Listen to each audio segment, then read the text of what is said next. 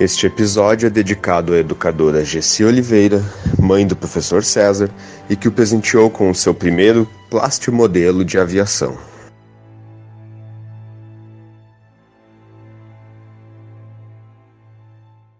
Nós levamos na brincadeira quando dizem que modelismo é coisa de criança.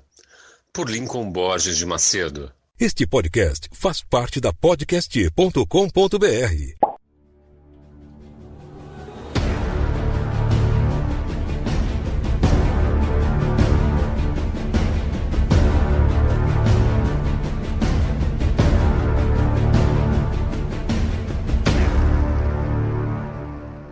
Começando mais um AL Podcast, audaciosamente indo onde nenhuma escola jamais esteve. O meu nome é Felipe Fraga e como eu sou um plastimodelista gourmet, o meu plastimodelo eu ganhei do César. Eu sou o Nicásio e eu chamava meus bonecos de hominho. Eu sou o Alessandro e não sei o que dizer nesse momento tão sublime, super telúrico e lúdico. Eu sou o César Augusto e estou participando do meu primeiro podcast, tomando café sem açúcar porque a minha vida já é doce. Me chamo Alexandre, eu também estou participando do meu primeiro podcast. Me pediram para me fazer uma frase engraçada, como eu não tenho nenhuma, eu vou falar que eu mais ouço. Não fui eu, dita pelo meu filho.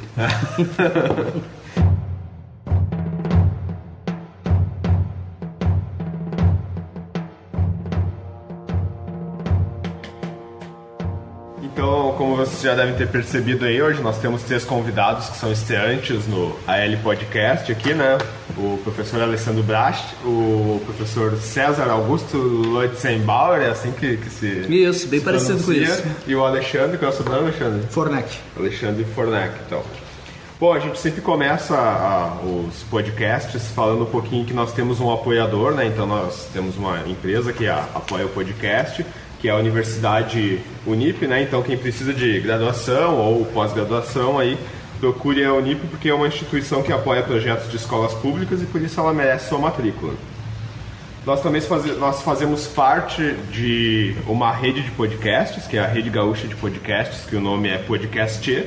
Dessa rede também fazem parte de 2 outros podcasts que foram de alguma forma gestados dentro da escola, que é o Roteiro Cast, que é o podcast do professor Hidalgo aqui, e Um Plano para Dominar o Mundo, que é um podcast de ex-alunos da escola.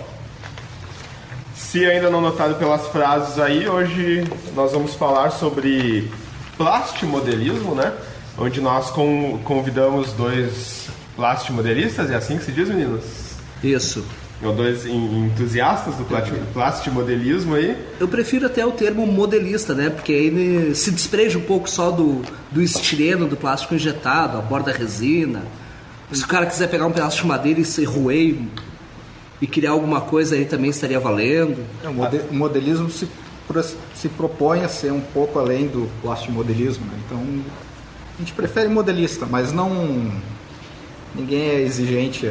Até porque todos os modelos que você tem, nem todos são de plástico, né? Você tem alguns modelos que não são de plástico. Mas não pode chamar de carrinho, né? Não pode chamar de carrinho. Nem de brinquedo. Considerando Mas também os conflitos pelo petróleo, né? Que é importante não usar apenas o plástico, né? Diz que vocês podem estar diretamente envolvidos em conflitos do Oriente Médio, apoiando a causa dos norte-americanos, né? O imperialismo e tudo mais. Montando um caça russo e comprando petróleo americano, né? Muito bonito isso. Então nós convidamos os 2 modelistas aqui, que é o professor César. O Alexandre não atua como professor, né, Alexandre? Não, eu sou licenciado em História, sou licenciando em Geografia, mas ainda não atuo como professor. Desejamos que jamais atue, cara, porque Mas não queremos mal pra ninguém, viu, né? Tu veio pra fazer o depredo, né? Eu faço um podcast da tristeza, entendeu? Um pouco de realidade sempre é bem-vindo. Então, eu vou tentar parar. O Alessandro é o nosso comentarista do podcast. Nós convidamos ele exatamente para fazer as piadas aqui enquanto a gente vai lendo a pauta. Como é que se chama aquele cara que comenta o próprio jornal? O ombudsman, né? Não é isso? Exatamente. Então é mais ou menos esse meu papel aqui hoje. Azedar o pastel alheio. Então acho que os desagradáveis. Nós montamos aqui uma pauta com algumas perguntas para os meninos responderem. Então, assim, eu acho que nós vamos fazer uma pergunta direcionada ao César, depois outra para o Alexandre, mas mesmo assim vocês podem acrescentar sobre as informações, né? A primeira pode ser para o César, então? Pode. Então, há quanto tempo vocês se dedicam ao plastimodelismo?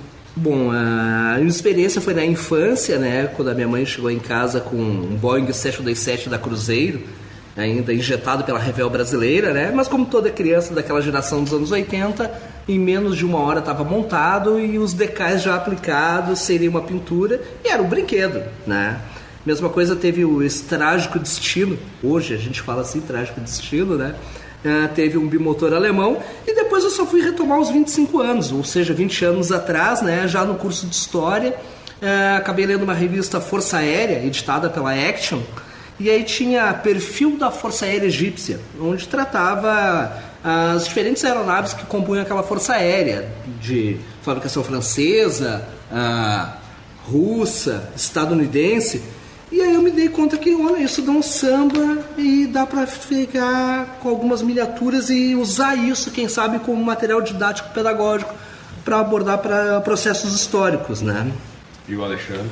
Eu tive meu primeiro contato com modelismo lá no início dos anos 90, quando saiu uma coleção de revistas que cada capítulo vinha com uma parte de um avião, né, que é uma árvore, que a gente diz que é uma parte com algumas peças.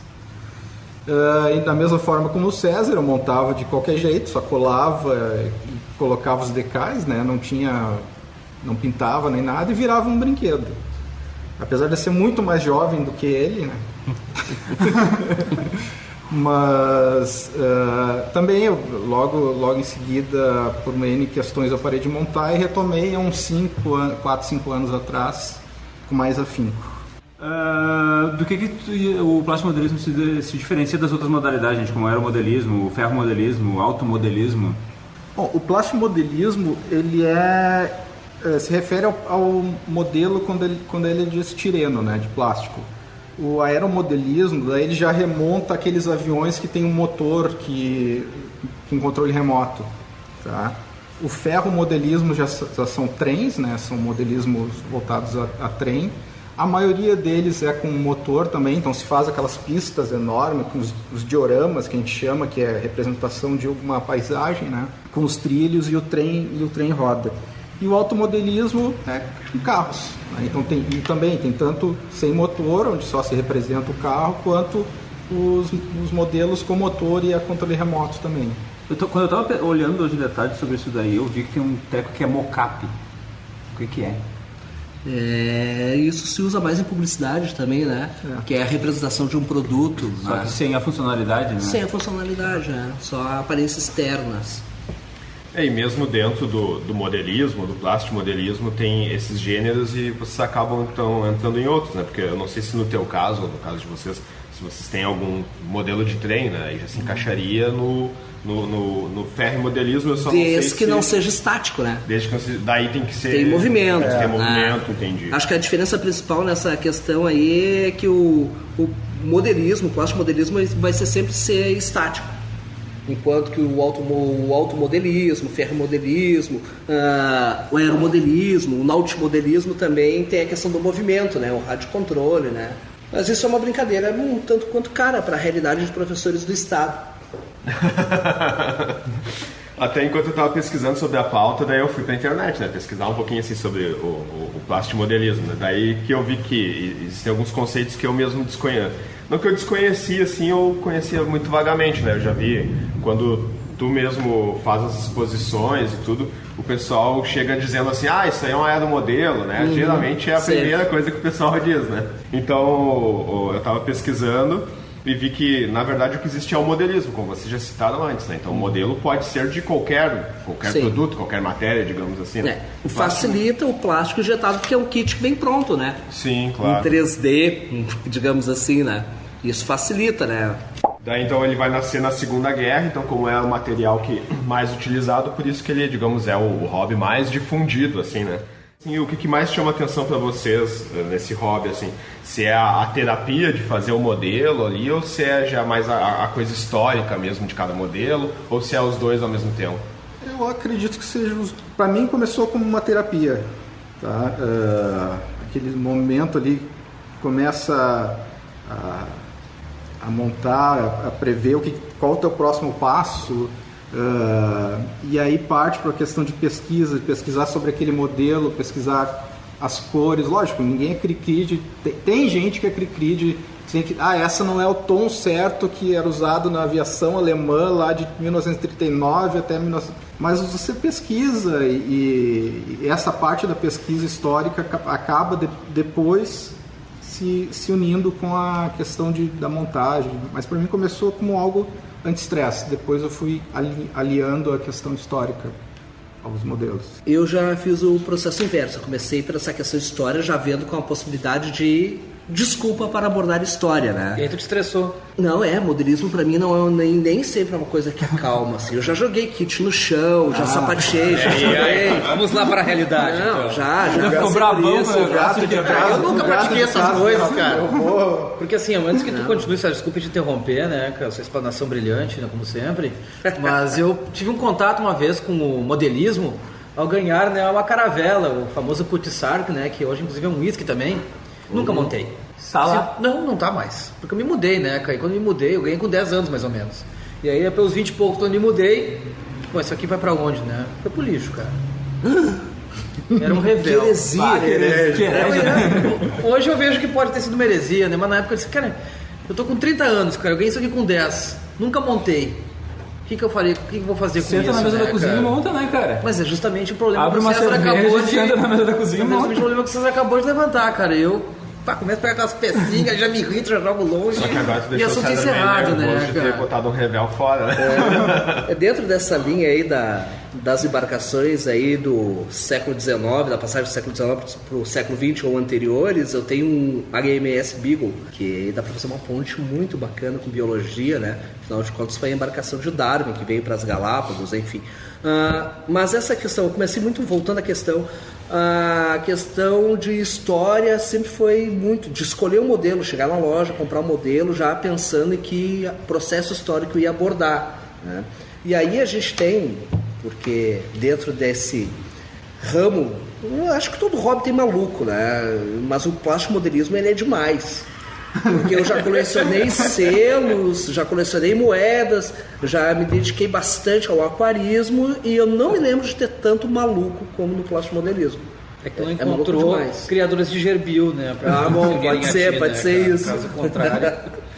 Mas a questão aí sempre presente da história e já a pesquisa tá junto. E aí, como tu falava, a questão da tinta pro porão de roda. Muita gente que pratica esse hobby, ele acha que a inserção histórica ali é tu acertar a tinta correta, os contadores de rebite. Não. A história que me interessa não é a perfeição do kit. É o processo histórico que vai dar para contar a partir dali, né? posicionar aquela aeronave, ou aquele modelo em um processo histórico, em um tempo, em um local que consiga abordar uma questão histórica utilizando ele como uma ferramenta, né? Uhum. E voltando ao que tinha falado antes de diorama, por exemplo, eu trouxe aqui, como é um podcast, vocês não podem ver, né? Mas eu trouxe aqui uma réplica de um P-47 que a Força Aérea Brasileira utilizou na Segunda Guerra Mundial na Itália, em 1944 e 1945. Isso é um modelo pronto. Mas se ele tivesse inserido dentro de uma base representando, sei lá, Tarquínia ou Pisa, usaria o pessoal da manutenção em volta dele, aí já seria um diorama daí que é a representação. E isso também é pesquisa histórica. Mas nada impede também que tenha aqui justamente o passatempo também. Eu tenho, às vezes sobra um kit lá velho, tu não vai investir tanto tempo no kit velho e tu monta, por exemplo, como eu já fiz, um F5 da Marinha Uruguaia, tu já faz um what if total, né? Que é bem bacana também, é gostoso, assim, é prazeroso. Aí tu inventa a história também, né? Esquece que história é ciência um pouco, né? Coisa que não se deve fazer, não é aconselhável, né? Mas pra hobby dá. Tá, cara, eu quero começar no plástico modelismo. Pra não sair quebrando tudo de raiva, o que vocês me recomendam? Não fazer. Procurar o kit mais barato que tu encontrar nas lojas. Eu não tenho um específico que seja mais fácil de montar, uma marca específica que facilite a vida das pessoas? Eu acho que o... Kit para estressado, irritados, Tem os kits da Easy Model. vândalos. Um kit da Easy Model que ele já vem praticamente pronto. Tu só encaixa a fuselagem, as asas, tudo. É um kit básico.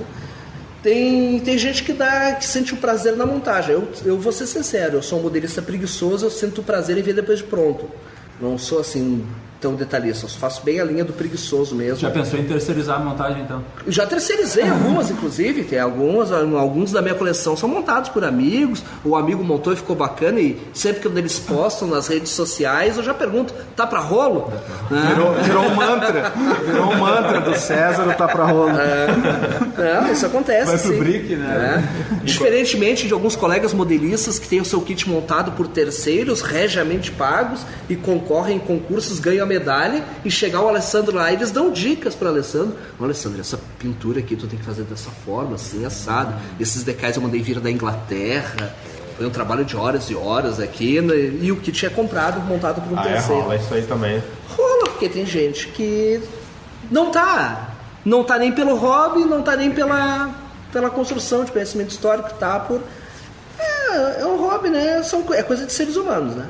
E enquanto eu estava fazendo a pesquisa, né, minha pesquisa, a busca na internet, assim, eu vi que tem alguns canais no YouTube sobre plastimodelismo, assim, né, até um deles é Tom Plastil, que eu encontrei, né, que ele fala desde o início, assim, como se você quer começar a fazer plastimodelismo e tudo. Daí até ele estava descobrindo que até os decais mesmo, eles não são adesivos, tem até todo um processo para se colocar os decais também, né, e então...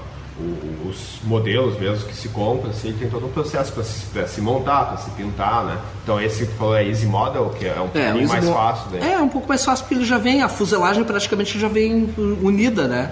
Essa parte aqui não tem tanto interior por dentro para fazer. São umas 3 ou 4 partes só. As isso, asas. digamos assim, tira o valor dele. Tipo, parte do valor do plastimodelismo tá no processo de montagem, e um mais simples, digamos assim, olha, esse cara aí na loja só pega a Easy Model, o cara é meio bundão e tal. Depende qual a tua visão para Não, eu digo a tu visão dá valor. da comunidade plastimodelista. Não, assim. tem. O cara vai lá pra uma exposição e leva só Easy Model. É o mesmo assim. cara que reclama que esse tom de cinza ele tá um degrau abaixo ao tom de cinza real que usavam, que o teu porão de bombas ali, ele tá com uma tonalidade diferente, não é aquela cor. Esse cara vai dar um valor de esse kit é mais fácil de montar do que esse, então esse não me interessa. E você sobre eles, então? Eu vejo da seguinte forma, às vezes tu vai numa mostra, quando chega lá alguma pessoa com um filho do lado, e uma mostra tem essa questão de popularizar, porque é um hobby seriamente ameaçado de extinção, né? Fruto do quê? Questão da internet, videogames de altíssima resolução, enfim. Então é um hobby que não é mais atraente para um adolescente, digamos assim. E aí quando tem um adolescente, vai lá, um garotinho de 10, 12 anos, vai com o pai, e o pai se interessa, geralmente tem algum lojista junto, e o pai faz a pergunta, quanto que eu gasto para começar a brincar com meu filho nesse hobby aí? E aí, em vez do cara, do plastimodelista que quer popularizar o hobby, dizer, olha cara, pode comprar um kit básico aí com 40, 50 reais. Não, com 40, 50 reais acho que não acha mais.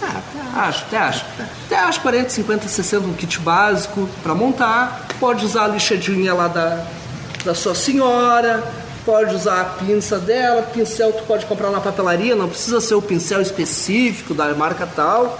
Pode usar tinta acrílica e vai ser feliz para popularizar o hobby. Não, parece que é incrível. Alguém falar isso numa mostra. Esse kit eu mandei vir da Inglaterra, veio da Hannix. Eu comprei mais isso, mais aquilo, deu tantas. Não, é uma Libra. Ao mesmo tempo que eles dizem que querem popularizar, parece que querem manter o hobby numa espécie de sociedade secreta, né? É uma coisa muito louca isso. Confraria para poucos. Uma dose de exibicionismo também. Tem. Eu trouxe esse kit dos Países Baixos e... Sim, nesses grupos o ineditismo de tu teres aquele kit montado daquela forma, com aquele material, vale pontos para o grupo. Bom, essencialmente acontece com qualquer colecionista também, esse tipo de processo. Eu tenho a número 1 do Homem-Aranha em edição original e tal. E dentro do saquinho. Exato, dentro do saquinho, assim, para os outros, depois coloca dentro de um cofre e ninguém pode tocar, né, cara? Inerente a esses... Os excêntricos. E quando o pai pergunta assim, como é que eu faço para começar a brincar com o filho, nunca rola assim, não, isso não é coisa para criança. Assim, não, pode acontecer, acontece. Cara, o conceito que eu não peguei ainda sobre o plastimodelismo, assim, é a questão das escalas, não sei se saberia resumir, assim, mais ou menos. A escala 1, por exemplo, a escala 1 por 72 indica que é 72 vezes menor que o original. 1,48, 48 vezes menor que o original. É sempre isso, né? As escalas mais usadas para aviação é 1,72 e 1,48, mas tem também 1,32 e 1 por 144, e até algumas outras, 1 por 100, mas aí é um tanto quanto fora do padrão. O padrão é 1,144, 1,72, 1,48 e 1,32. 1 para 12 não rola. Na aviação. Na aviação acho que tem alguma coisa para 1,18, né? Tu encontra 1 por 18, tu encontra, mas é tipo assim, tu mora num apartamento, bom, então tu vai ter um avião só, já sabe, né?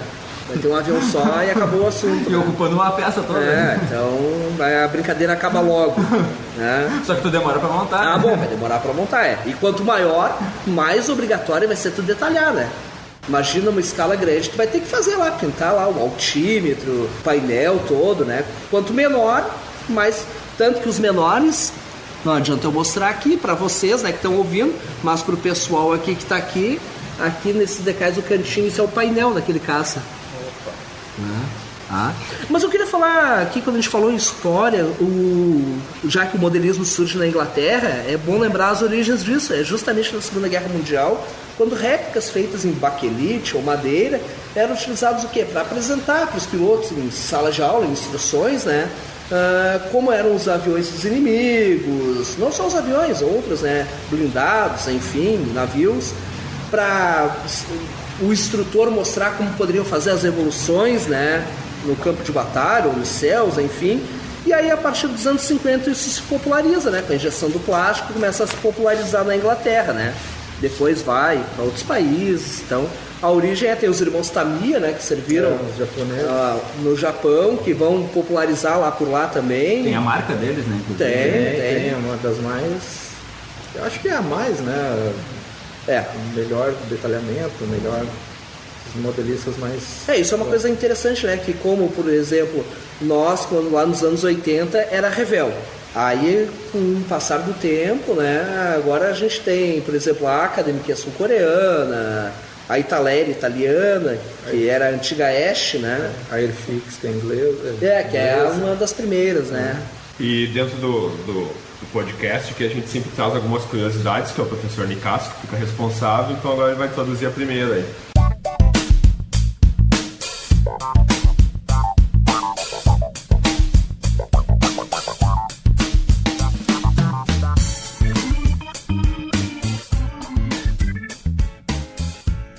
Pego direto do Wikipedia, coisa que a gente recomenda que os alunos não façam. Tá? Então vocês me corrijam se estiver errado, mas eu coletei que a maior exibição de modelismo ela acontece na Áustria, gente, em Viena. Ela é feita no final de outubro todos os anos e ela acontece numa feira de negócios. Então, dessa exibição junto com essa feira de negócios. Eu não sei ler o que está escrito aquilo ali. Messi Vien. É Messi Vien mesmo. Messi Vien.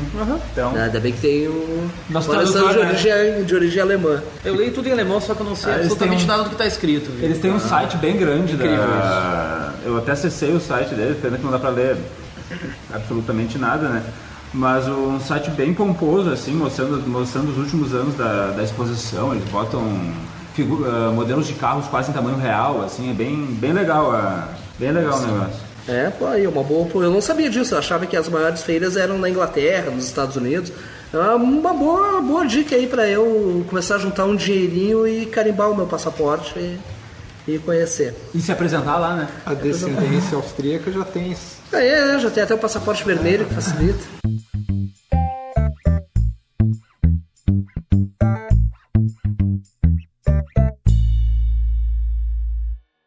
E nos kits, assim, para se fazer a pintura deles, a colagem, existe algum kit que já vem com cola, com tinta, se compra tudo à parte? Não, tem uma linha da Revell que vem com algumas tintas, que tu compras o kit e vem umas 3, 4 tintas que tu vais usar para aquele modelo, tá? Mas em via de regra tu tem que comprar separada a cola e as tintas. E é legal, a Revell, a Italeri também tem, são kits assim básicos, bem dentro dessa proposta de popularizar para criança. Vem um pincelzinho, uma colinha, as tintinhas, isso é uma proposta até bem interessante deles, né?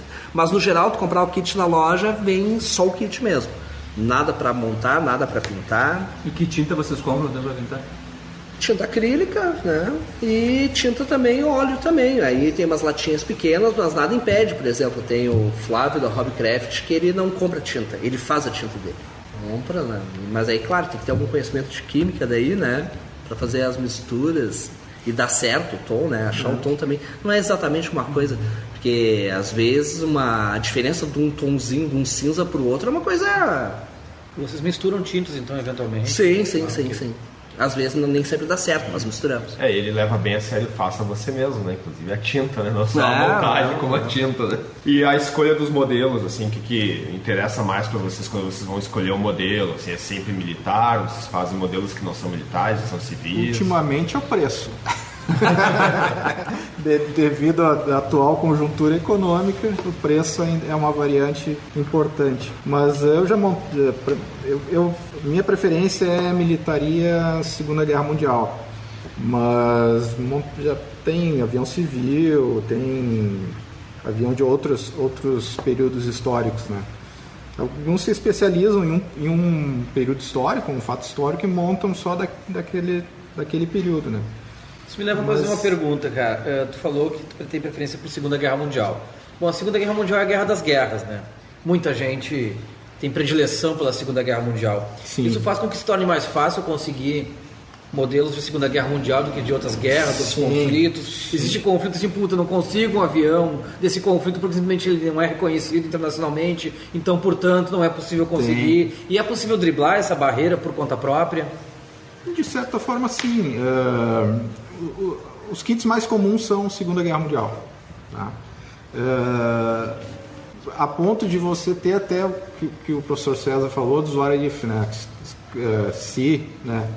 Então, você pode encontrar aviões que não chegaram a ser construídos, por exemplo, tem kits de aviões alemães que não saíram do papel, mas você compra o kit e consegue montar ele, né? Então, a Segunda Guerra Mundial acabou sendo uma coisa mais abrangente para o modelismo. O que me motiva é a história, mas depois de um tempo tu acha esteticamente aquele avião parece ser bonito, aquele blindado parece ser bonito, aquele navio, e isso te leva a adquirir um kit também. Tem a questão do preço, né? Mas eu tô tranquilo porque o que eu tenho guardado na garagem não vai dar tempo de montar tudo e vai ficar ainda pros guris ainda. Então eu tenho bastante gordura para queimar ainda nesse sentido. Mas o Alessandro falou uma coisa interessante, realmente a Segunda Guerra tem praticamente tudo, né? Às vezes algum kit de algum determinado conflito é mais complicado de achar, mas aí tu pode fazer uma conversão caseira, ou tem os kits de conversão, de tu transformar uma pequena nuance lá de um Mirage lá que, sei lá, que atuou no Líbano, por exemplo, nos anos 80, alguma coisa, tu consegue fazer uma conversão daí de pintura, né? E tem uma questão de mercado aí que, como no Brasil o modelismo ele não chegou a deixar de engatinhar, né? Ele começou engatinhando nos anos 70, 80 e pelo contrário está regredindo, tá? Mas na Europa, Estados Unidos e Japão, por exemplo, Estados Unidos, na Guerra de Secessão eles têm aquele esboço de submarino, eles têm kit daquilo. Se o modelismo, por exemplo, fosse desenvolvido aqui na nossa região como é lá, provavelmente teria o Seival e Farroupilha, da Revolta dos Farrapos, né? A questão também de se consome, se sai, se vende, se faz, né? Tem uma aparência americana a respeito da Guerra de Secessão que eles são obcecados por ela. Assim. Uhum. Os caras adoram, tem muito colecionador de objetos de Guerra de Secessão. Eles gostam muito de montar é uma coisa obsessiva praticamente para eles, né? Até por causa da relação deles com armas também, que é outra obsessão tipicamente norte-americana. Aparentemente essa relação favorece a Guerra de Secessão enquanto produtora de objetos também. Eles gostam muito de montar os dioramas, né, das batalhas, que são aquelas representações aí com os bonequinhos. As figuras dos generais também, bem dentro de uma história tradicional. Daí já é a cena inteira de batalha, assim. E eu que já conhecia a tua coleção e às vezes vejo tu escolhendo alguns modelos, tu também gosta de carros civis, assim, por exemplo, carros do Rio Grande do Sul. Então tu gosta de ter a viatura da brigada do ano tal, assim, ou... Esse foi um filão que eu descobri há pouco tempo, que é o diecast, né? Tu compra pronto e tu faz algumas mudanças ali, pede para alguém fazer um decal, aí tu pinta, tu faz algumas mudanças, né? Então tem uma coleção no mercado aí em bancas que tu encontra que se chama Veículos de Serviço do Brasil. Aí tem lá o Marruá da CE, Bom, aí eu já comprei uma caminhonete branca e fiz uma caminhonete da Corsan, né? Pô, tem a da CE, não tem a da Corsan? Pô, tem que ter, né? Aí tem lá, da Brigada, essa já vem pronta, uma S10 da Brigada, tem carro forte da Prosegur, enfim. Aliás, Proseguros estão ouvindo, né? Vocês podem vir a ser anunciantes aí do podcast também, né? Os carros da Brigada pode ser aqueles dos quais tu já andou. Convidado a passear pelos brigados. Entra no nosso carro, vamos dar uma volta. Acho que é a grade, O detalhamento interno do... Você descobriu o papel aí, deixa eu dar uma olhada aqui. Isso me rendeu uma situação interessante no Passo de Torres, né? Porque eu tava fotografando uma viatura da Polícia Militar de Santa Catarina, né? O policial sai lá dentro do estabelecimento comercial, que tá tirando foto aí, magrão. Não, é que eu sou modelista, eu faço réplicas. Ainda bem que era um policial mente aberta, né? Não, tudo bem, entendeu? Né? Não foi bruto, né? E às vezes também tu tem umas epifanias, assim, né? Tipo, a gente já teve na 27ª coordenadoria e daí tu fez um da Seduc, né? Pois é, que eu mandei fazer o decal, não foi entregue, ele fazer uma viatura da Seduc, né? Também. Totalmente sucateado, assim. Não, eles estão bem. Eles estão bem. Eles estão bem. A educação em viaturas da Seduc ela tá bem.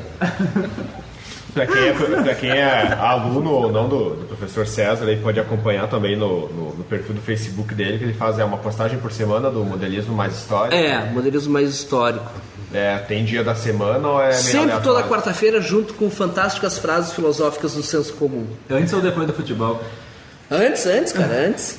Senão já não pode mais ser na quarta-feira. Não, pode ser. Aí vocês podem pesquisar o perfil do professor César na descrição aí, que vocês vão encontrar, podem...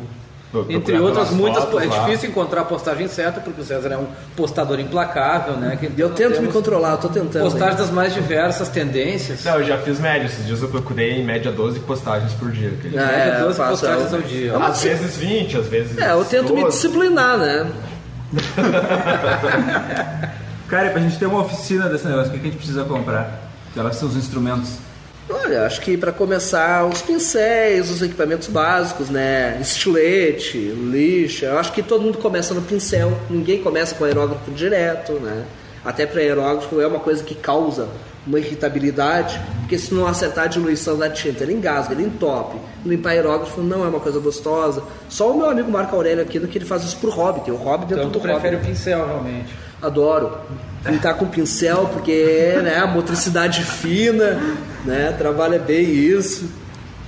É mais raiz também, né? É mais É raiz. muito fácil estragar esses kits. Tipo, tu tá ali querendo montar pra tirar, fazer a montagem, assim, daí tu Observa estraga que o negócio e aqui perde todo o teu trabalho por causa Algum do, tem um defeito, tem do negócio. um adesivo aqui. No meu caso, Não, mas é a assim. maior quantidade de Deram estragos do- é no é assim. limpar. No limpar. Vai tirar da prateleira para tirar o pó, já vai uma anteninha, já cai um... Mas montando, vocês dificilmente perdem. É difícil. É. Perder uma pecinha... A pode menos que acontecer. caia no tapete, no carpete, É. né? Aí, o monstro do carpete é terrível com peças pequenas. O Nicasso vai fazer a segunda curiosidade, então, da conversa. Né?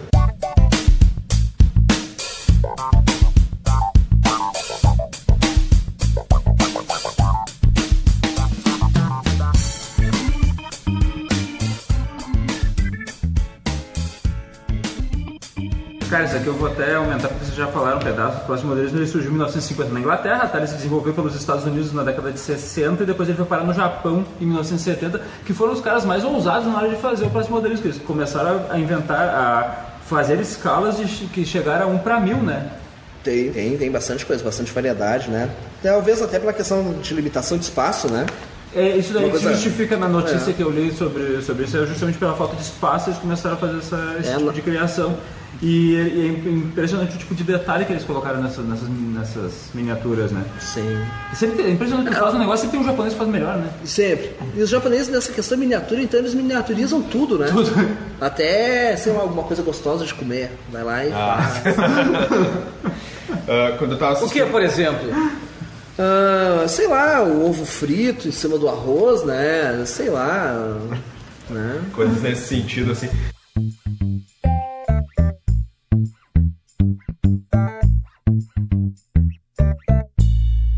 Quando eu tava pesquisando também, eu vi que o modelo na caixa, alguns vêm com um manual ali de como montar quais peças primeiro, né?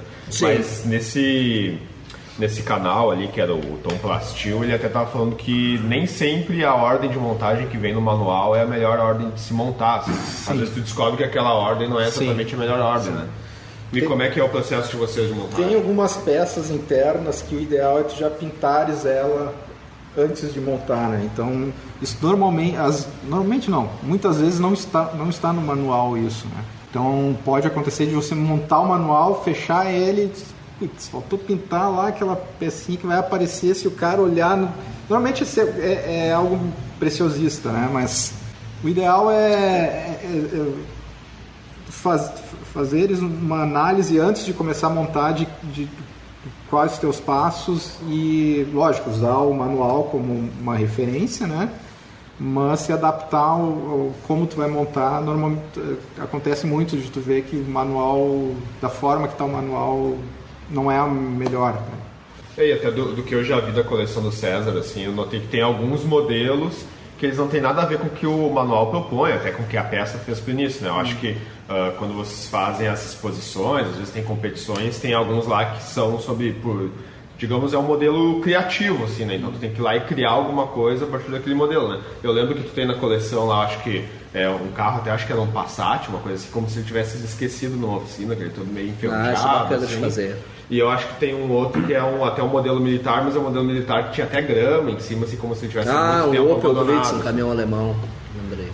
E já que vocês citaram também o aerógrafo, aerógrafo o nome, né? Isso. Ele é um instrumento feito para esse tipo de processo, ele é um instrumento para pinturas delicadas, assim? Para tudo, pinturas delicadas, maquiagem, inclusive, né? Fazer. Tem vários usos, né? Mas voltando a essa questão que o Alexandre estava falando, por exemplo, o interior do cockpit, tu não vai pintar o interior inteiro do avião, tu pinta a parte aquele com um interior green ou uma outra cor especificada, tu vai pintar a parte que vai aparecer ali, ó. Por exemplo, ele não aparece todo pintado. Por exemplo, onde abre a escotilha do blindado, tu vai ali, você vai manter com a escotilha aberta, tu vai pintar a parte que aparece mesmo, não tem por que tu pintar a parte que não aparece, né? Claro, tem gente que gosta, né? Porque gosta do processo. Eu vou pintar tudo e fazer tudo perfeito porque eu curto isso. Então, mas não vai aparecer nada, cara. Não são preciosistas assim. Não. Eu sou bem matão. Ok. Entre os loucos, vocês são menos loucos.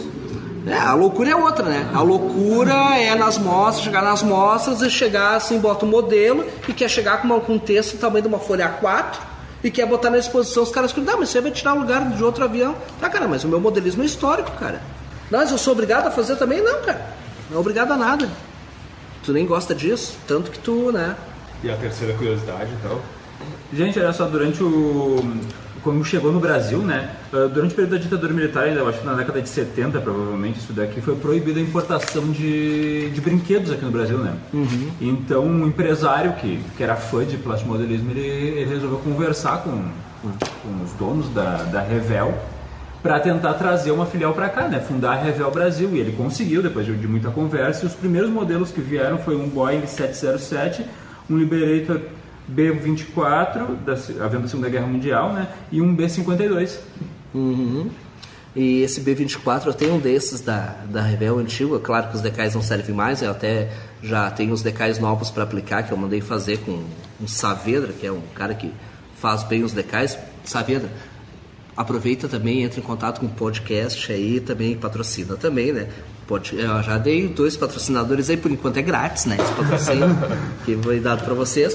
Mas é da Marinha Americana, que atuaram aqui em Parnamirim, aqui no Trampolim da Vitória, né? No Rio Grande do Norte, né? Uma história interessante também dentro desse contexto. E são kits gostosos, né? Que remetem à infância, né?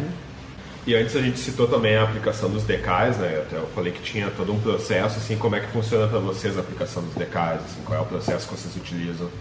Tem uma série de produtos que tu pode usar para amaciante. Eu vou ser sincero, eu não uso amaciante. O que eu uso é um produto que tu usa, se o decal está muito velho, que tu aplica, não me recordo o nome agora, que ele vai te dar uma garantia de que possa dar certo. Tá? Mas no geral, o que tu faz? Tu aplica na peça, no carro, no avião, seja lá o que for, tu aplica um verniz brilhante, aplica o decal e depois aplica verniz fosco, se tu quer o resultado fosco, né? Ou aplica verniz brilhante de novo, né? O meu caso é mais ou menos o mesmo, só que antes eu uso um produto que ele faça com que o decal ele derreta um pouco e entre nas placas ali, nas linhas do avião. Então, ele dá a impressão de que foi pintado o decal no avião e não que é um decal colado nele. Daí não parece um adesivo, parece pintura mesmo. Fica parecendo uma E pintura. ele não fica em alto relevo. Não, ele derrete e entra para dentro daquelas Trouxe ventras. um vidrinho com um pouquinho para mim? Não. Vale mais que ouro. E quanto aos acabamentos finais, assim, vocês gostam de fazer alguma coisa diferente? Ou você acha que cada modelista tem As um processo? Assim, sujidades, que é sujar o modelo e deixar ele com cara de que foi usado, eu não tenho coragem, não fiz em nenhum dos meus modelos ainda. Eles parecem que saíram da fábrica, só o piloto de testes usou ele. É uma coisa que tu acaba fazendo, né? Tipo esse aqui que está exposto, aqui ele tem alguma sujeirinha. O problema da aviação é esse, né? Tu tem que pesquisar até a sujeirinha. Por exemplo, a fuligem que sai das metralhadoras, ela vai causar um sai mais, outro sai menos. Então tu não pode sujar pra caramba num que sai menos, né? Então tem que ter uma pesquisa até nisso, né?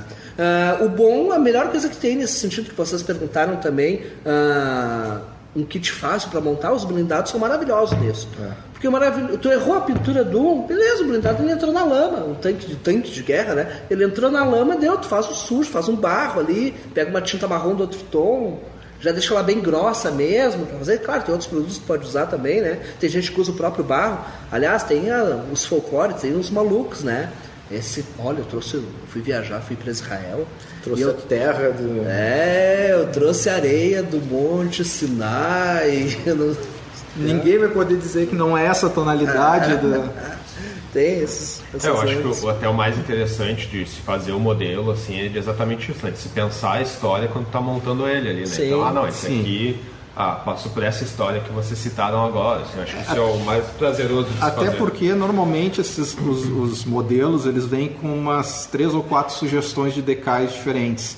Então normalmente cada decal é para um período histórico ou algum momento histórico de que aquela mesma aeronave atuou.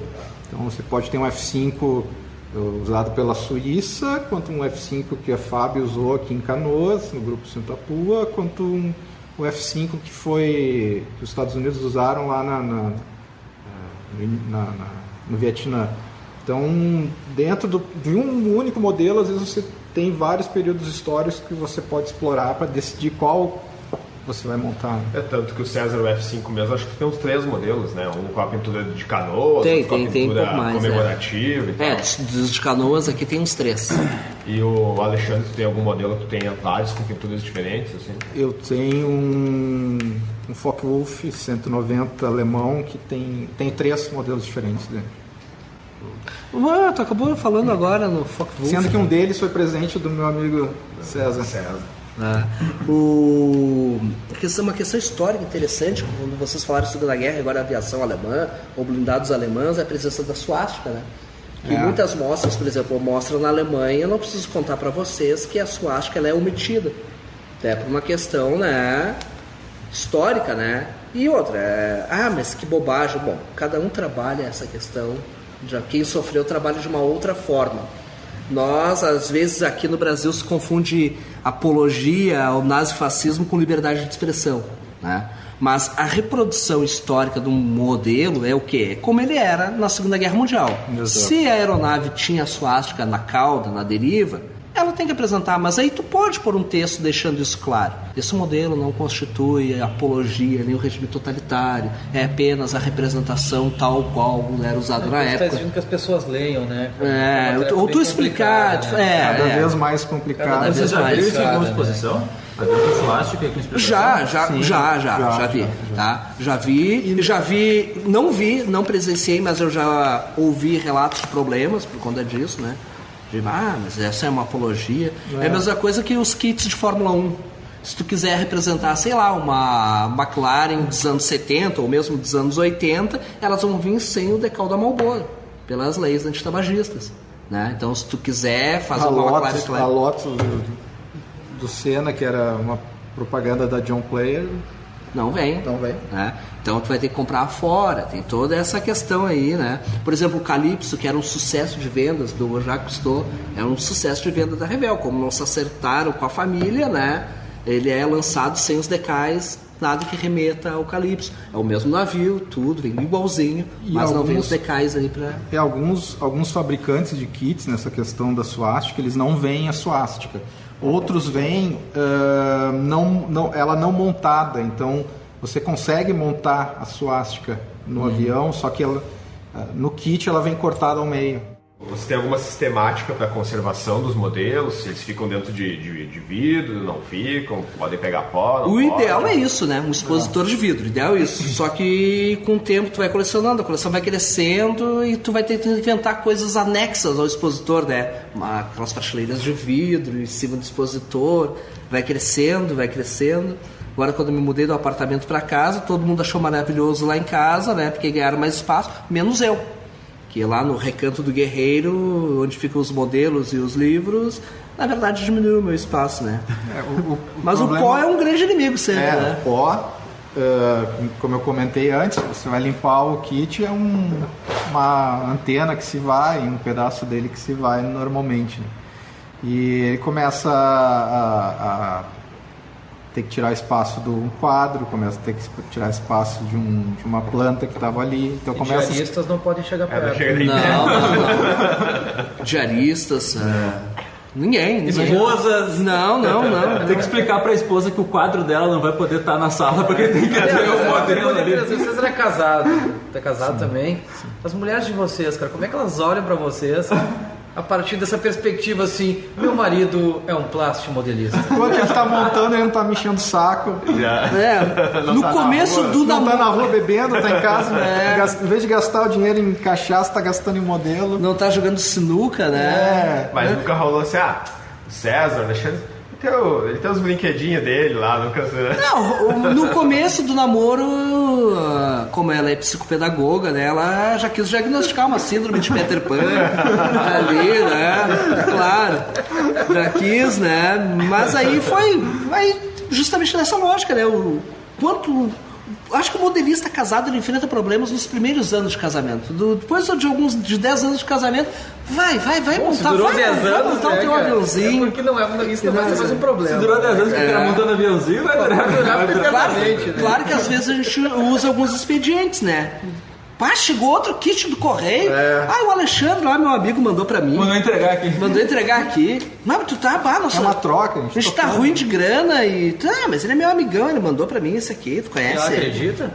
Finge que acredita, que nem tu finge que acredita, eu finge que acredito, mesma coisa. Muito bem, isso aí Manter é o que mantém a harmonia do casamento. Quase harmonia. O finge que acredito. Exposições vocês já participaram e concorreram a prêmio? Eu não. Várias, eu já concorri, mas eu nunca porque como eu sou um modelista matão, né? Eu ganhei 4 prêmios até hoje, tá? Um prêmio sobre primeiro lugar em modelismo naval foi porque só tinha eu de concorrente nessa mostra. E aí eu ganhei a medalha, né?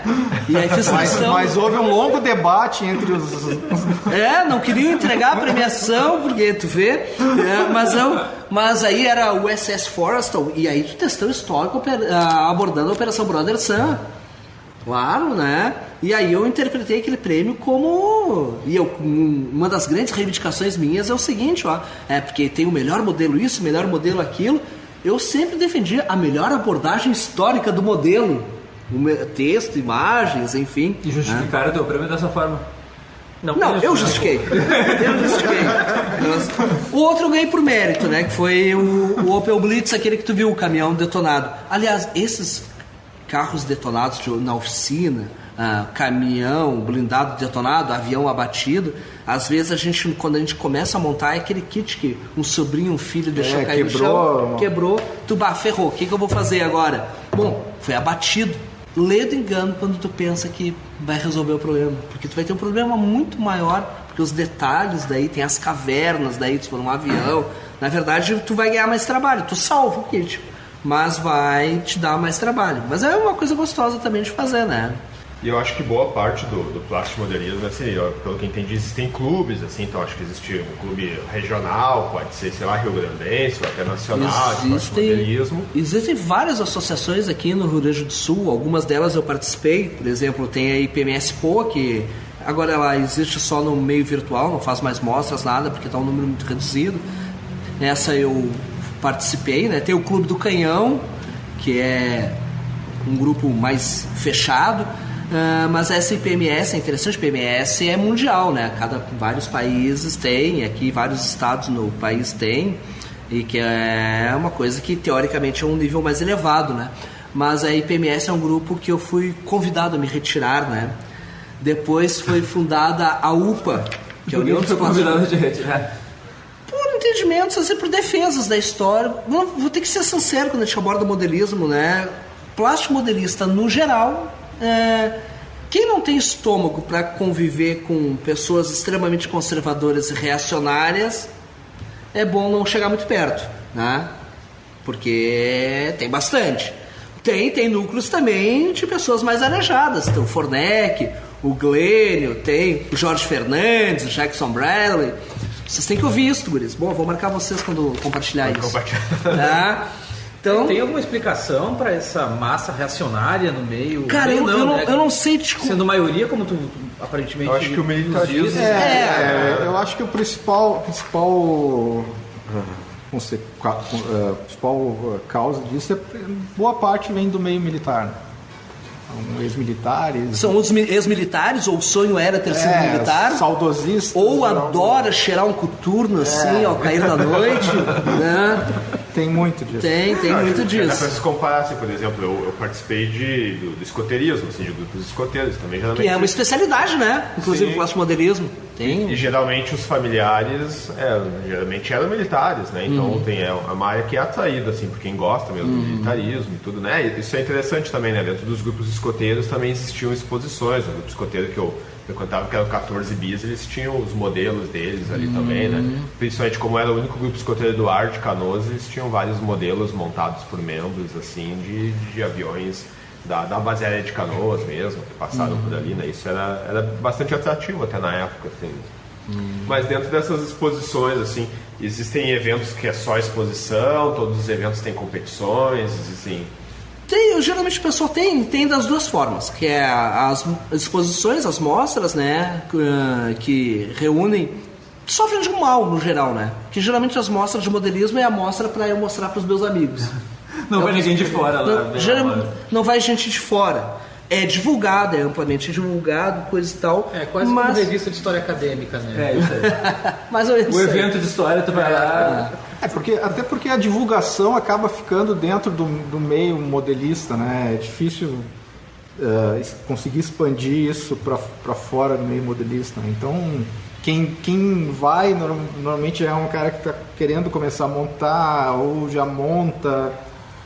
Então, eu tô imaginando aqui um amigo secreto de final de ano de plástico modelista. Corre, já participei. Todo mundo ganha. Todo mundo ganha um kitinho.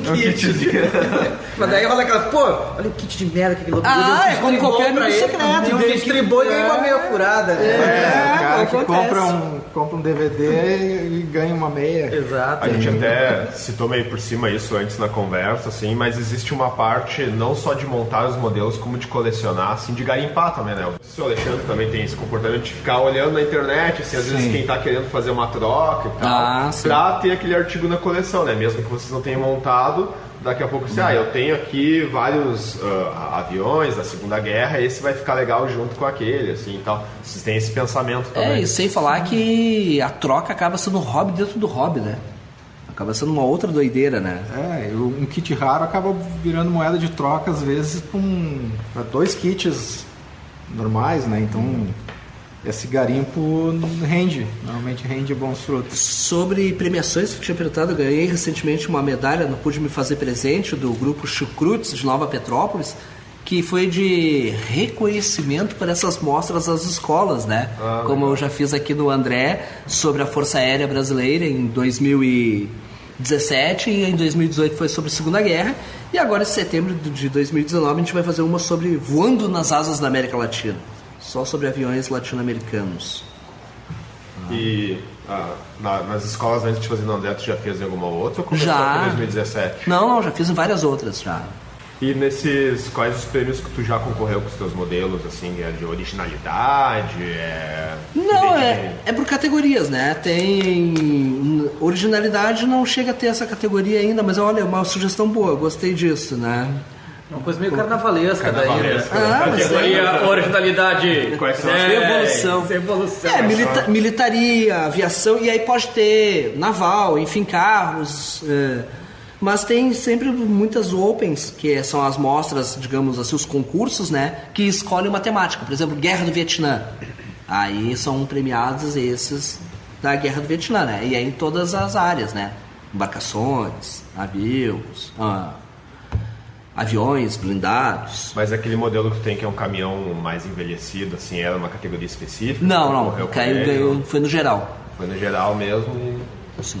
E então, chegando mais pro final, né, eu queria saber se tem algum modelo que vocês cobiçam há bastante tempo. Esse eu quero montar, só que até hoje eu não consegui, ou porque é muito caro, ou porque de repente não existe mais no mercado esse modelo. Eu quero ainda ter a Santa Maria, Pinto e a Nina, claro, mas eu tenho o Beagle, tenho uma Trireme romana, mas justamente eu não tive coragem de montar esses dois porque tu tem que deixar aquele plástico com cara de madeira na pintura. E ainda não tenho o conhecimento ainda para chegar lá, para deixar uma coisa satisfatória, minimamente satisfatória. As velas, tu não vai pintar só a vela de branco, tem que dar um aspecto envelhecido, né?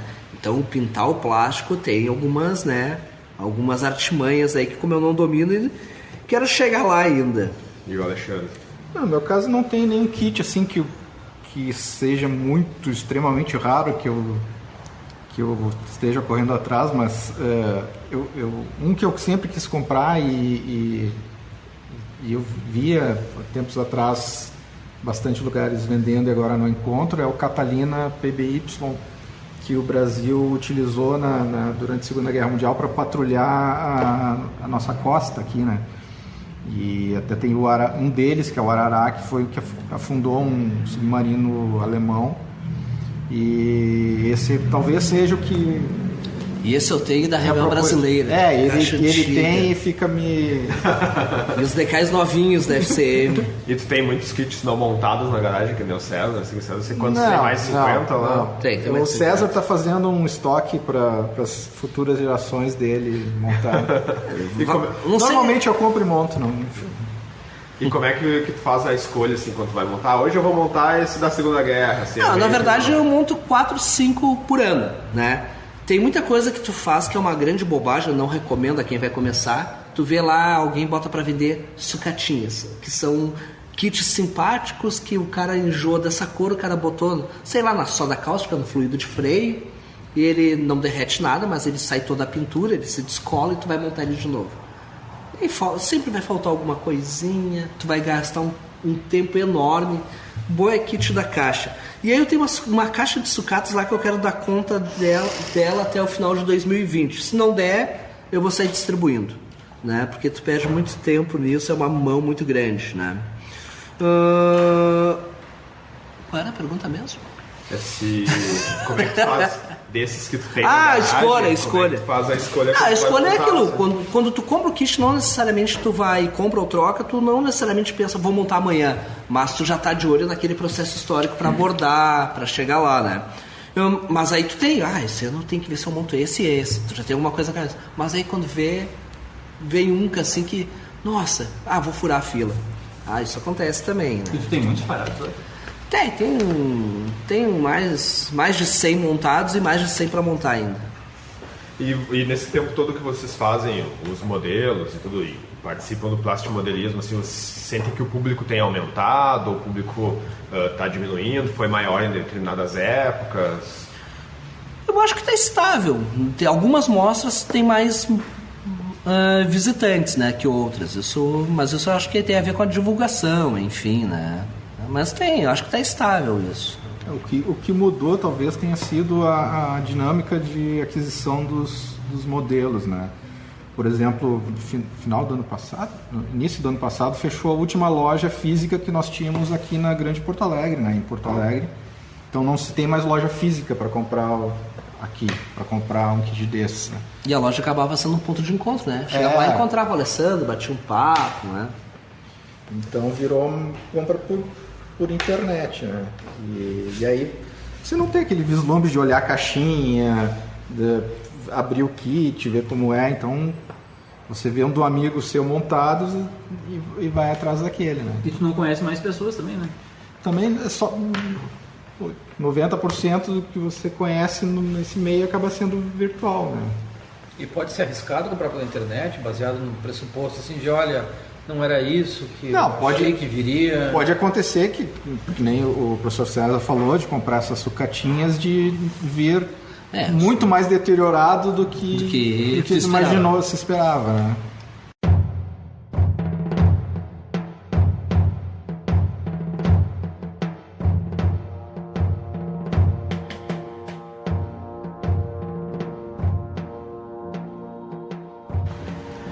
Para finalizar, então, o César já anunciou em setembro aqui vai ter uma mostra na escola, né? E tem uma mostra no DC que vai aquela Isso, bem lembrado, Felipe. Agora, a partir de 29 de agosto, no DC Navegantes, a mostra do Clube Sul Modelismo. Vai ser nos dias 29. 29, 30 e 1º de setembro. E a entrada franca. Entrada franca. Inclusive, os alunos que quiserem comparecer serão muito bem-vindos lá. Eu queria aproveitar Comunidade, colegas. Queria aproveitar para fazer um convite. Eu não sei se o Alexandre já expôs em escola, né? Mas se ele quiser trazer alguns itens da coleção aí para expor na escola esse ano, também já fica o convite. Com certeza. Quando o César for dispor, ele te avisa. No ano passado o César trouxe um companheiro de causa aí, O Fernando Pereira. caracterizado, Sim, Deu até, quase deu ordem unida aí. Unida pros alunos. inclusive muito motivado, eventualmente tínhamos que pedir, pô, cara. Motivadão, né? Tava numa empolgação fenomenal. Assim. Ô, Fernando, E, claro, agora- é bacana, né? Porque afinal trata-se de uma cultura um pouco marginal, né? Como outras tantas, assim, e ele demonstrou, né? Absoluta convicção no que fazia, né? Que aí total ausência de... Não quero ser pejorativo, mas vergonha, né? Estar paramentado, né? De cima a baixo como um soldado da FEB. Né? Foi bem bacana, divertido, não, né? não é uma crítica, longe Sim, disso, claro. né? Mas para finalizar, então, meninos, quero agradecer vocês, né? O Alexandre, o César tá sempre aqui, né? Mas é a primeira vez no podcast, né? A gente até já tá anunciando que a gente já tem mais um aí agendado aí, que nós vamos falar sobre Demolei, um pouquinho de maçonaria também, né? Que o César tem dessas coisas aí. Então, agradecendo o César. Mas para finalizar aqui, então, esticar um pouco mais, quanto tempo temos de podcast? Eu sei que geralmente eles são longos. 50 e poucos minutos. 50 e... Não, então esse vai ter menos de 1 hora. A luta, assim, de quem gosta de história, a história mais militar desses assuntos, porque é uma história militar, que na busca daquela história total, que ela converse com a social, com a econômica, com a política. E aí tu vê que os colegas teus, às vezes, não sacam dessa forma ainda em pleno 2019. Porque o fato de tu curtir um avião de guerra, a participação brasileira na Segunda Guerra, não necessariamente tu é um conservador, um direitoso. Nem uma apologia à guerra, uma apologia a uma reação violenta de uma sociedade, né? Mas é uma questão de incluir a história em um sentido mais amplo, né? O modelismo nesse sentido, né? Uma vez que teve lugar, tirasse melhor proveito disso também, afinal, né? Sim. Ninguém tá aí para celebrar a guerra, como vocês Exato. mesmos disseram. Ainda que imagino que alguns pensem que seja isso. Sim. E tenha disso, E de tem. fato. Não, e tem. Precisamos de mais guerras! O plástico modelismo está desatualizado. Fazer uma guerra nova pra ter mais... Mais kits, certo mais Nossa jeito. arte está morrendo porque não há mais guerras significativas. Em 2006, com a questão do centenário do 14 bis, né? Aí eu entreguei esse projeto em várias escolas públicas ou privadas, né? E com a seguinte lógica, né? Em pública eu não cobro, porque eu sou filho de escola pública, ou enquanto o profissional da escola pública reconheço a função social que deve ter a escola pública, jamais cobraria. Mas de escola privada, porque são empresas, cobram a mensalidade dos seus alunos, cobravam, tá? Nunca expus. Né? O resultado é que nunca fui contratado. Aqui a dica. Mas numa entrevista, num desses quase lá, a diretora falou, né, que mas por que vocês focam tanto em guerra? A gente precisa de paz e biriri bororó. Aí, ainda bem que o colega de história, mesmo sendo da instituição privada, não, é que explicou daí, né? Foi... Não se acovardou e explicou daí pra ela. Mesmo ter sido demitido horas depois, né? Eu já não sei. Vai ter o César lá, do lado de fora. No dia seguinte eu anúncio na escola tal, precisa de professor de história. Que não compactue com ideais perigosos. E mais uma colocação final, contar mais alguma história aí que você gostaria de contar relacionada com o plastimodelismo? Vocês podiam falar um pouco da questão de como vocês são tratados pela sociedade, assim, porque o que eu vejo de pessoas fazendo piada com a cara do César, teus aviãozinhos, teus brinquedinhos, porra, isso deve encher o saco, né, meu? Até que não, eu já levo de boa, já. É tipo o Vando, assim, quando era contratado pra tocar nas festas de Porto Alegre, a galera lá pra dar risada dele, aí um dia ele declarou, né, pá, mas no começo me incomodava um pouco, mas depois eu vi que, pô, era aquilo lá que eu tinha que fazer mesmo. É que nem apelido, se tu ficar brabo, aí sim que pega, então... Se chamar de brinquedo, leva na brincadeira. Mas agora nas férias, não o recesso, nas férias um pouco maiores, eu andei comprando lá uns indígenas da América do Norte, enfim, brinquedos mesmo, e andei pintando. Pra quê, né? A própria cena modelística, vai comprar um kit de verdade. Cara, deixa eu brincar aqui com o soldadinho aqui, brincando. Forte abaixo. Também é gostoso também. Os plastichados. Tem classes até dentro da classe do plástico modelismo. Tem. Osso tem. Tem, né? Tem. Porque Guerra de classes do plástico modelismo. Que louco isso. Porque tem de classes do tem o scratch, que é o que? Tu fazer o interior, tu pega lá o fiozinho de telefone, aqueles que o profissional lá na esquina, naquela caixa, ele deixa cair do chão um pedacinho. Nossa, aquilo dá um baita de um cabeamento. Tu pega aquilo, tu faz. Não, tem gente que compra os fotografados, tudo pronto, tudo, né? Enfim. Daí a gente vai entrar no grande questionamento filosófico, assim, de plástico modelismo. Pra vocês, é uma arte também ou não é arte? É uma arte, pode... Não, pode ser. Pode ser uma arte se tu... Porque tem coisas que parece que... Pessoas que montam que parece que pegaram um objeto de verdade, seja lá o que for, e botou numa máquina e miniaturizou. Tal é o realismo. Aí eu acho que é artista. Quem pega alguma coisa que não é injetada e constrói do nada, isso eu considero artista. Agora, quem pega um kit injetado e monta bem montadinho, não é um artista. Ele é um bom montador. É um bom montador. O artista é que ele constrói do nada, né? Ou acaba fazendo um acabamento, mas uma montagem normal não é artista. Ou no caso que a gente comentou, né, sobre os dioramas, você pode pegar um kit desses, montar... Mas fazer um diorama, fazer uma cena inteira, aí é uma representação artística, vai ter que usar várias técnicas ali para montar aquele diorama, né? Até isso que o Alessandro colocou antes aí de socialmente, assim, as pessoas fazerem piada e tudo. Eu achei interessante quando eu fui pesquisar, porque a gente sempre tem uma frase de abertura, né? Qual é a frase que eu vou colocar na abertura, né? Então depois vocês vão ver que na abertura já teve, né? Para quem está escutando agora. Muito melhor pronunciada pelo professor Rodrigo essa frase, né? Mas aí a que eu escolhi foi lá, né? Nós levamos na brincadeira quando dizem que o modelismo é coisa de criança, né? E ali ela estava atribuída a esse Lincoln Borges de Macedo, que talvez vocês conhecessem, que aparentemente é conhecido no meio do plastimodelismo, assim, como montador ou alguém que divulgou o plastimodelismo no Brasil, assim. Eu sou solidário à causa de vocês e até sugiro para o próximo podcast a gente falar um pouco de quadrinhos, mas de quadrinhos mesmo, né? Não é que na tela do cinema, que são coisas um tanto diferentes, assim, ainda que, claro, um inspire o outro, mas eu tenho muitos quadrinhos em casa, ainda compro quando possível, mas eu também, né, muitas vezes, né, fui um tanto marginalizado por ler quadrinhos, né? Olha ali o cara lendo revista em quadrinhos, super-herói, aqui, coisa de piada, né? Gibi, exato.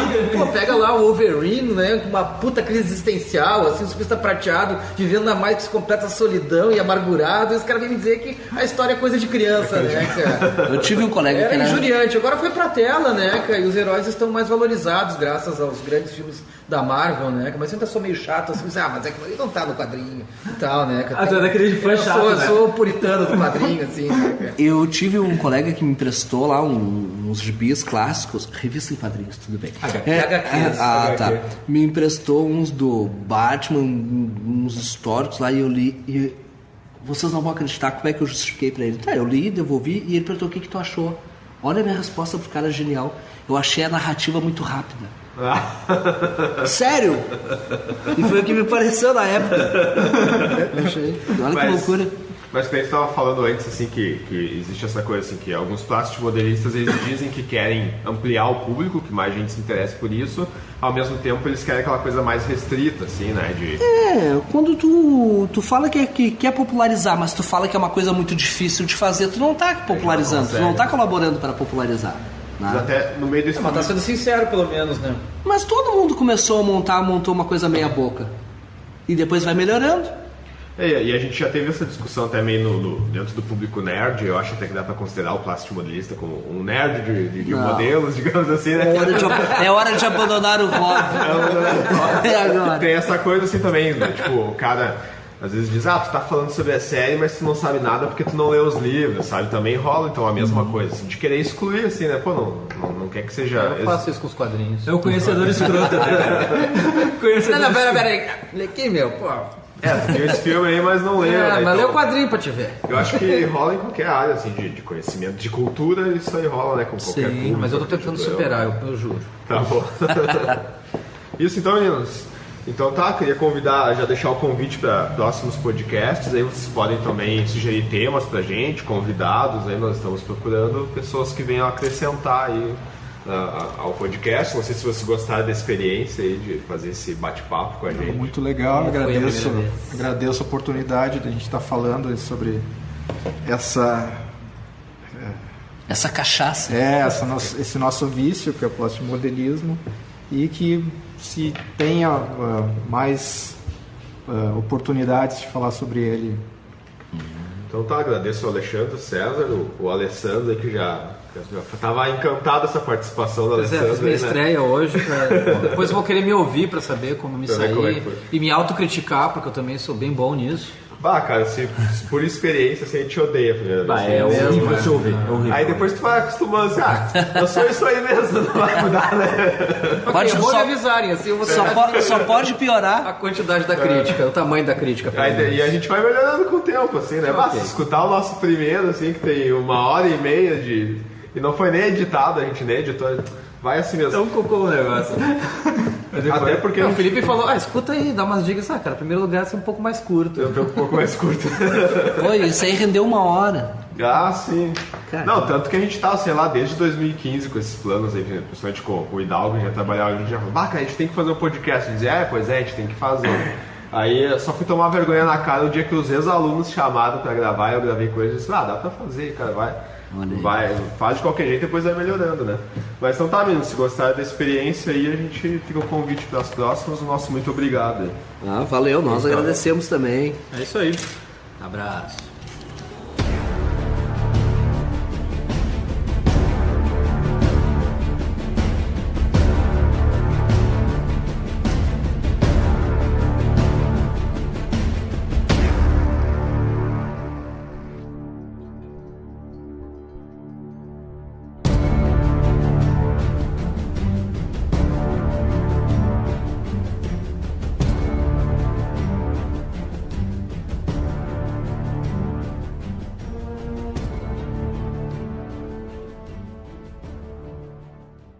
É hora de construir uma carreira sólida. É hora de estudar onde você estiver. Estude na hora em que você puder. Universidade Paulista Unip. Há 4 anos é top no mercado de trabalho. É a universidade em primeiro lugar no ranking no mercado de trabalho entre as particulares. Unip investe em você. Apoio acadêmico 24 horas. Cursos à distância com mensalidades a partir de R$ 149.